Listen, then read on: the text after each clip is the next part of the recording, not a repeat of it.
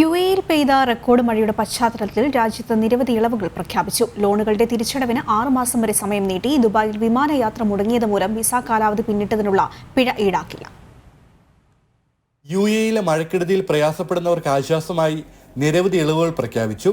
മഴയിലും പ്രളയത്തിലും നാശം നേരിട്ടവരുടെ car loan, personal loan എന്നിവയുടെ തിരിച്ചടവിന് 6 മാസം വരെ സമയം നീട്ടി നൽകണമെന്ന് സെൻട്രൽ ബാങ്ക് രാജ്യത്തെ ബാങ്കുകൾക്ക് നിർദ്ദേശം നൽകി.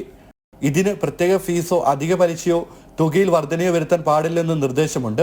വിമാനയാത്ര മുടങ്ങി ദുബായിൽ കുടുങ്ങിപ്പോയവരിൽ നിന്ന് വിസ കാലാവധി പിന്നിട്ടതിനുള്ള പിഴ ഈടാക്കില്ലെന്ന് ദുബായ് എമിഗ്രേഷൻ അധികൃതർ അറിയിച്ചു.